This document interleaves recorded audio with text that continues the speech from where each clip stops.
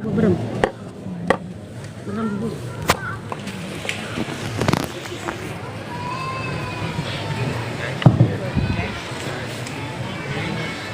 Bismillahirrahmanirrahim.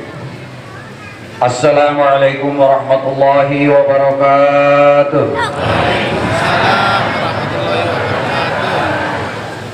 Bismillah, alhamdulillah, salatu wassalamu ala rasulillah wa ala alihi wa sahbihi wa mawalah. La hawla wa la quwwata illa billah wa ba'du. Ilahi anta maqsudi wa ridhaka matlubi a'tini mahabbataka wa ma'rifatak. Allahumma faqihni fid dini wa alimil hikmata wa ta'wila. Allahumma ja'alni fasahata lisani wa balaghatan fil kalam. Allahumma dzakirna minhu ma nasina wa alimna minhu ma jahilna. Rabbana ftah bainana wa baina qaumina bil haqqi wa anta khairul fatihin. Amin ya Allah ya rabbal alamin. Ashabal fadilah wa ahli silsilah Thariqah Qadiriyah wa Naqsabandiyah Ma'had Suralaya, Abah Sepuh Abah Anom, Al-Fatihah.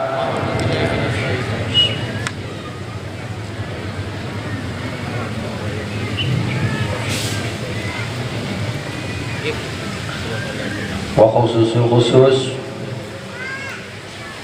Syekhuna Al-Mukarram Mursyiduna wa Murabbi Arwahina Pengeresa Abah Al-Saifullah Maslud Al-Fatihah.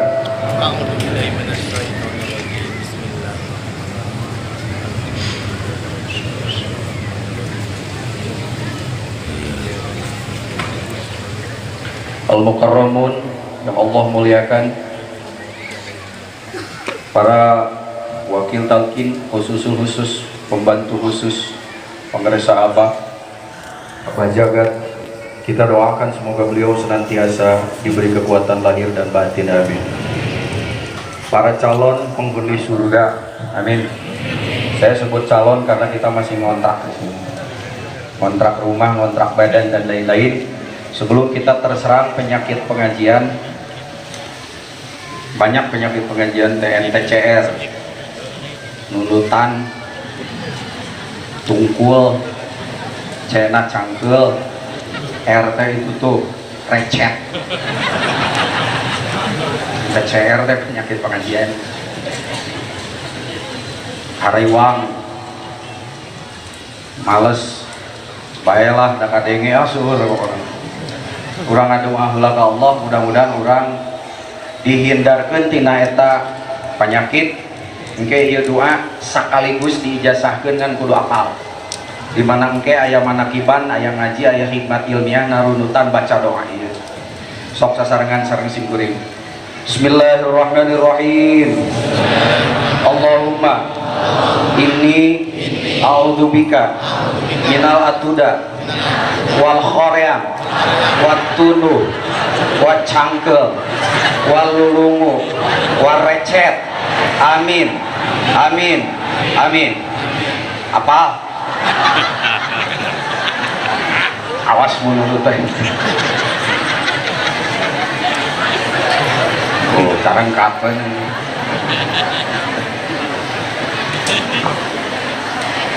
Tilu menit, waktu saya cuma 30 menit. Sekali waktu Rasulullah Sallallahu Alaihi Wasallam, junjunan urang sadayana Kangjeng Nabi Muhammad, dalam khutbah terakhirnya beliau membacakan ayat dari surat Al-Maidah. Para ahli tafsir sepakat bahwa ayat ini rupanya ayat yang terakhir. A'udzubillahi minasyaitonirrajim. Bismillahirrahmanirrahim. Al-yauma akmaltu lakum dinakum wa atmamtu alaikum ni'mati wa raditu lakumul islama dina. Awas, ayat ini suka tabrakan jeung surat Al-Kafirun. Al-yauma akmaltu lakum dinukum waliyadin. Bising-bising emang ya penceramah kudu ku hayang sumanget. Tolabul ilmi ala kulli syai'in syai'in qadir. Pas nutupkeun teh billahi taufiq wal hidayah. Setelah ayat itu dibacakan, lalu Rasulullah berkhutbah. Ada salah satu sahabat Rasulullah anu aneh, Pak. Batur mabungan, beliau mah ceuri kokosodan. Sampai sahabat yang lain bertanya, siapakah itu Sayyidina Umar? Cek sahabat yang lain, Umar, kok kamu dengar ayat itu, kenapa kamu nangis? Kata Umar, kamu tidak tahu hakikat di balik ayat itu. Islam itu sudah disempurnakan. Kalau sudah disempurnakan, berarti ini adalah ending dari perjalanan junjungan kita Rasulullah. Berarti Rasulullah tidak akan lama lagi akan meninggalkan kita. Itu apa? Hakikat harus diberi perubahan. Tong diteruskan nggak itu lebih sedih.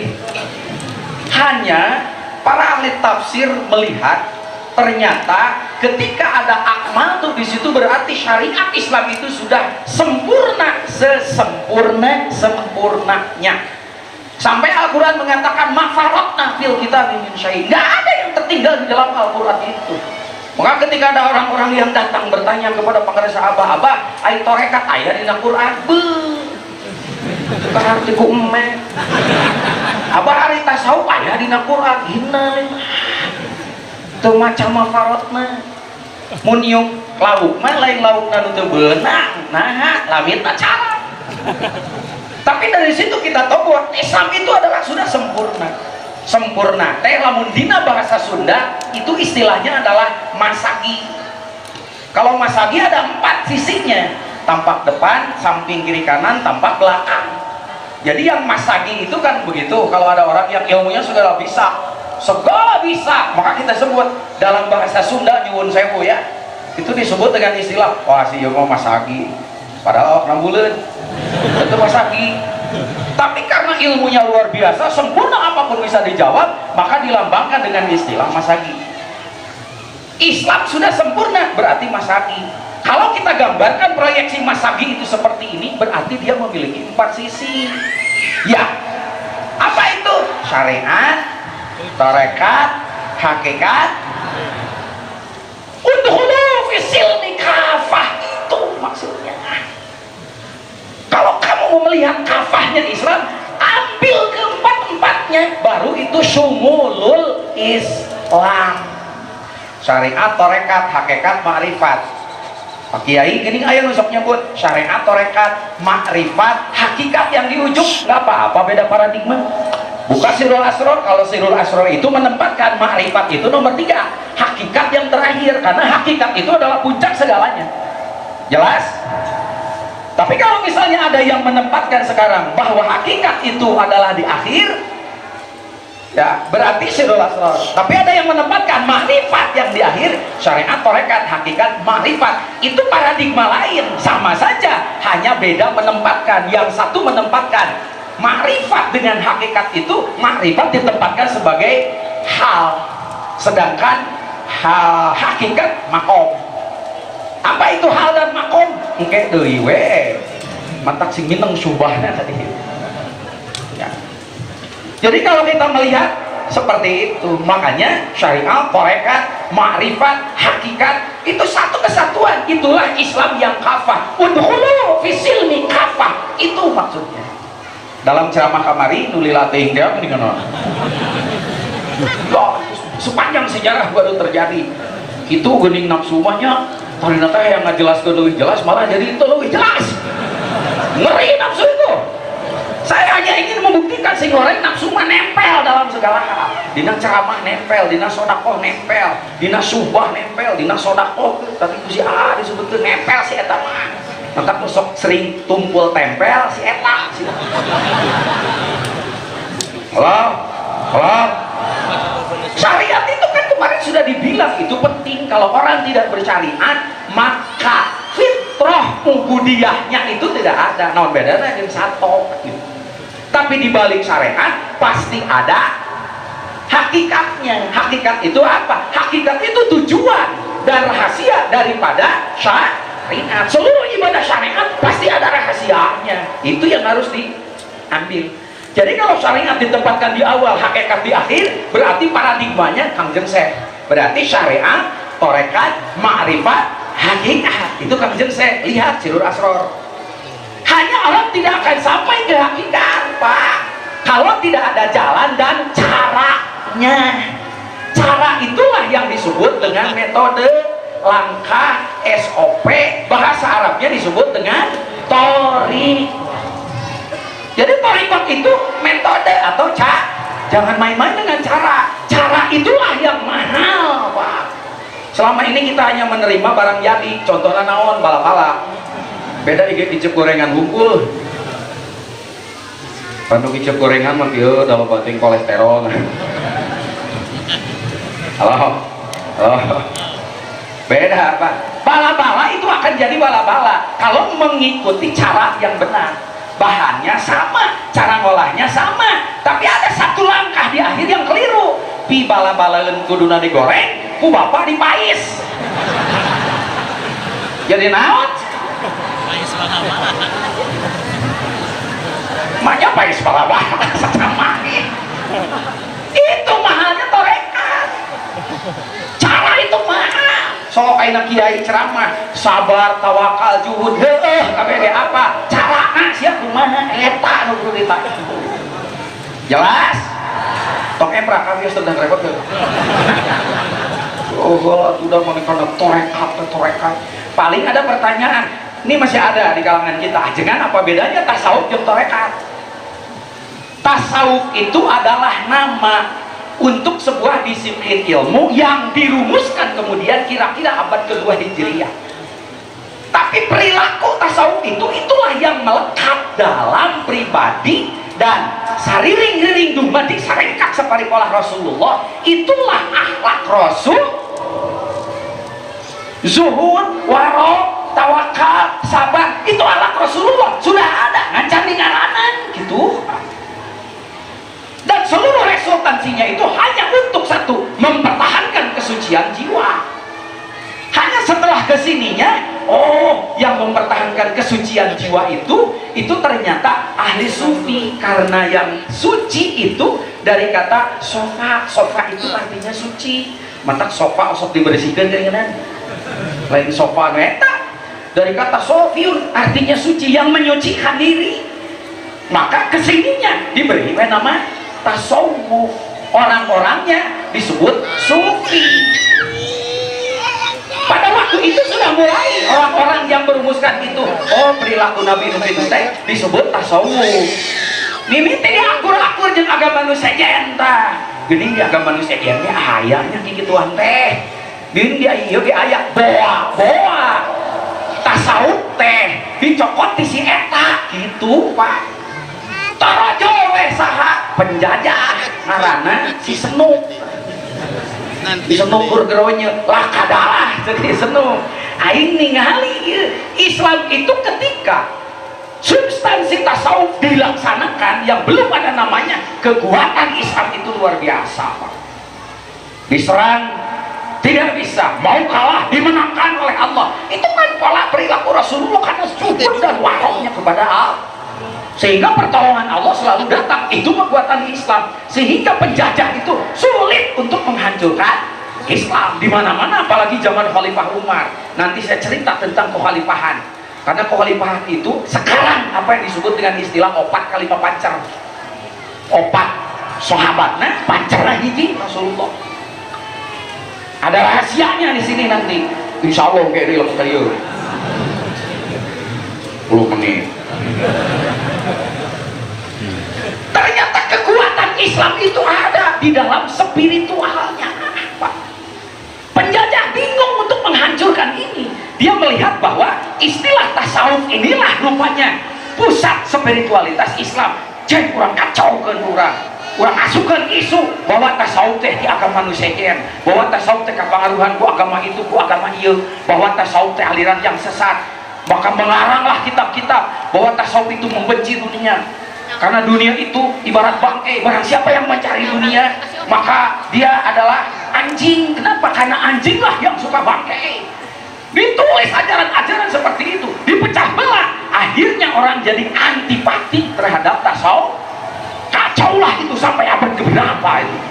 Yang kedua, tasawuf ini sebagai ajaran yang saripatinya diambil dari akhlak Rasulullah, kemudian dirumuskan. Kemudian ingat, dalam bahasan kemarin semua ilmu itu bid'ah karena dirumuskan kemudian. Zaman Rasulullah ilmu usul fikih, ilmu mustalahul hadis, ilmu tafsir, Quran we Fikih juga sama. Nah hari fikih tadi dibidahkeun, hari tasawuf dibidahkeun. Teu arti ku embe. Tapi kemarin kita bisa tahu karena paradigmanya berbeda. Kalau fikih kan mengambil intisari Al-Quran hanya 3 alatnya. Pertama istinbat, yang kedua iktibas, yang ketiga istiqro. Kemarin tah. Kalau tasawuf 4: istinbat, iktibas, istiqro. Al-jam'u baina uqulis sofiyah wa nufusis zakiyah. Eta metode anu luar biasa. Sehingga dengan metode yang keempat ini, Al-Quran yang maknanya itu ada 7 lapis rahasia makna terungkap. Kang Jemseh sampai menyebut innalil qur'ana dhahrun wa batnun walibatnihi batnun ila sab'ati abtan. Kata Tuan Syekh, Al-Quran itu maknanya dalam sampai ada 7 lapis. Yang berlapis-lapis inilah, kata Rasulullah, kalau aku ungkapkan makna rahasia ini, niscaya aku akan dikejar-kejar untuk membunuhnya. Makna apa itu? Itulah makna hakikat. Ngan hadis eta torojo ke ahli kiroat. Jadi sab'atu abton bukan 7 lapis makna hakikat Quran, tapi tadinya 7 kiroah. Salah. Tuh. Udah orang mah bodoh-bodoh aja. Jelas. Nah, makna-makna batin ini yang disaut oleh Maha Guru kita. Sehingga ketika makna Al-Quran itu diungkap makna batinnya, panu-panu lali ya jelema teh. Saya sudah ngaji ke Sirna Rasa, begitu ke Harti, cenah di Sirna Rasa. Lain teu ke Harti, belegu buka kacamatana. Maha Guru itu bicaranya di dimensi mana? Kan gitu. Karena ada dimensi syariat, ada dimensi hakikat. Nah, sholat dimensi syariat kan hanya gerakan, tapi dimensi hakikatnya dari kata sholat. Sholat artinya nyambung. Apa maknanya gerakan dibalik ini yang disebut takbiratul ihram? Takbiratul ihram itu takbir yang mengharamkan. Artinya secara syariat setelah takbir ini haram ada gerakan lain selain gerakan sholat, tapi disebut takbiratul ihram. Tapi secara hakikat takbiratul ihram itu, lihat ayat Al-Quran, aqimis sholata lidzikri, dirikanlah sholat untuk zikir, untuk mengingatku. Maka setelah takbiratul ihram, secara hakikat haram mengingat selain Allah di dalam fikih. Yo aing geus sholat takbiratul ihram nari kamanakeun pandi sangsangkeun dina peucieut di dina beuteung. Halo, maknanya apa? Saya mau nanya, Kang, kalau di tempat akang ada mayit yang meninggal, setelah dikafankan, setelah dimandikan, tangannya digimanain? Ayo, dikumakeun, dikiteukeun nya. Aya teh dieuceul mayit pasak dibengkeut leungeunna dikieukkeun sabelah. Wah, jadi ketika setelah takbiratul ihram, kita itu disuruh untuk mati. Itu yang disebut antal maut qabla. Matikan pendengaranmu, matikan penglihatanmu, putus dengan urusan-urusan duniawi. Itu mana hakikat ketika kita kieu dimaotkeun Allah. Ieu mah geus dimaotkeun ge ngacacang disebutna gentayangan sia.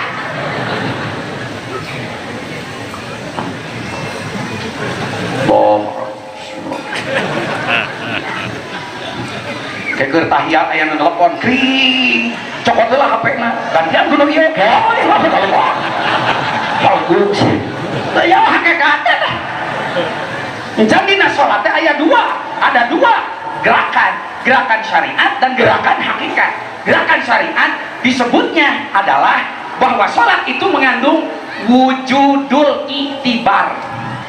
Ada yang disebut dengan wujud malakuti dan wujud iktibari. Was hakikat sholat tah.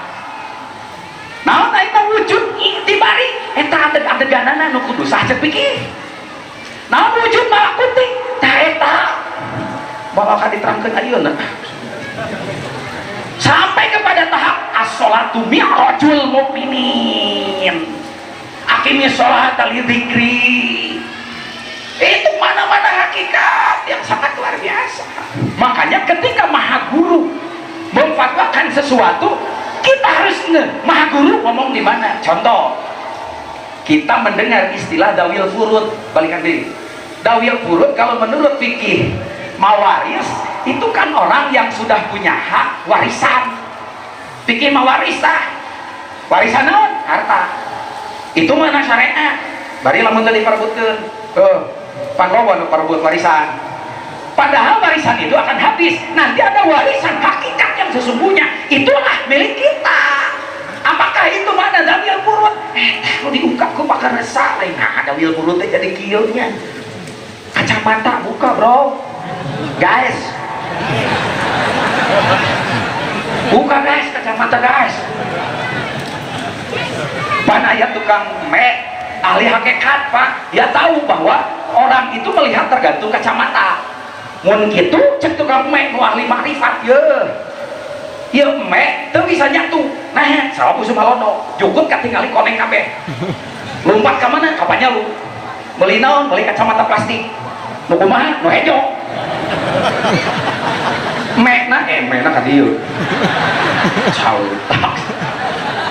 Mekna 5 di kacamata hejoan kabeh. Dipengkeut, dilepaskeun. Padahal we jukut nu koneng geus eta. Kadang di silong boncon gitu.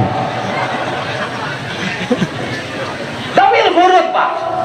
Yang kedua, ara'aital ladzi yukadzibu biddin fadzalikal ladzi yad'ul yatim. Pernahkah kamu melihat orang yang suka mendustakan agama? Siapakah itu? Fadzalikal ladzi yad'ul, itulah orang yang membiarkan anak yatim. Ai urang mah anak yatim teh teu boga bapa. Teuing nu teu puguh bapana teh kumaha? Halo? Teuing nu es lilin es cendol gagang kalapa di karungan tos ulin patuangan ngejendol indung bapa harulungan teh. Selama ini yang kita tahu yang namanya yatim itu.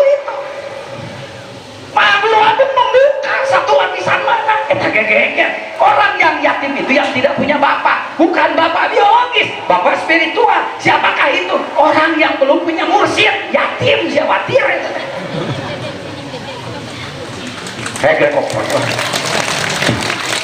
Itu pada hakikat. Sholat ada hakikatnya. Sholat bukan hanya gerakan, tapi sholat itu adalah menyambungkan tali rohani dengan jismani. Sampai rohani itu sampai kepada makom-makom yang tadi itu saya sebut. Syahadat bukan hanya bersaksi dan mengucapkan. Syahadat adalah bersaksi dan menyaksikan. Menyaksikan naon? Urang jeroan. Haji berkunjung sengaja ke rumah Allah. Rumah Allah yang mana? Ku Covid ya enak geus bisa ka ditu. Makanya qalbul mukminin baitullah. Qalbunya setiap qalbu orang mukmin yang sudah ditalkin itulah baik. Kalau nggak ada makna hakikat Islam teu adil sia. Ka haji salat ka ditu umroh ka nu beunghar wungkul. Aya lobana nu miskin. Kebeda kiceupna ieu. Cek nu miskin teh kiceub aing teu kabagean kaburu Covid. Batasan di usia 60 tahun cek aki-aki teh geus moal kabagean deui wae. Itu hebatnya hakikat. Maka hakikat itu tidak mengenal dimensi ruang dan waktu. Zakat membersihkan diri dari yang selain Allah. Mana hakikatnya? Puasa menahan diri dari yang selain Allah. Itu hakikat. Ai puasa nu kitu mah gampang atuh. Sudah harus nyatu ge jadi. Halo? Torojol teh aya ayat fankihu ma tobalakum minan nisa'i masna wa sulasa tilu wa ruba'a fa in khiftum alla ta'dilu bahwa ayo arek make mana syariat rek hakikat mau nyakal swear kayak bisa protes eta ayat tong dipotong didinya beh dituna wa in khiftum ala tuqsitu fil yatama sia ngomong nu yatim keneh wae di mana geus boga mursyid berarti teu yatim deui di mana geus teu yatim deui aya mursyid nundukeun Islam teh aya 4 pintu syariat tarekat hakikat makrifat pe kawin ku maneh sing jiga ka pamajikan begitu teh.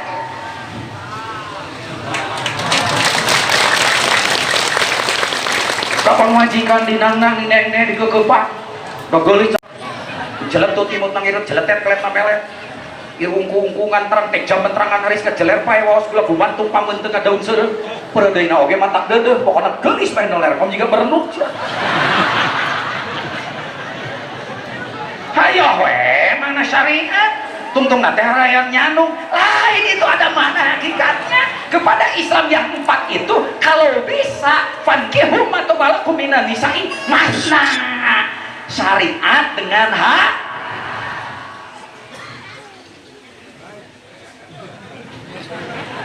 tenang guys masna waktu apa lamun bisa syariat tarekat hak warubana mun bisa obatanana ayo syariat tarekat makrifat hak fa'idribtu ala ta'dilu malahidah kan lamun teu bisa adil cekal we deleg hiji sia naon tarekat panggih geuninganan mata dina tarekat ngan sing istiqomah wa ala wistaqomu ala tariqati lain wa ala wistaqomu ala syariati tuh wa ala wistaqomu ala ma'rifati nah ambil tarekat dalam tarekat anu bener muhakikin pikihna pasti jago tasawufna pasti jago tuh guys jadi nyandung teh ayeuna kali terang deh kene ya rek diterangkeun assalamualaikum warahmatullahi wabarakatuh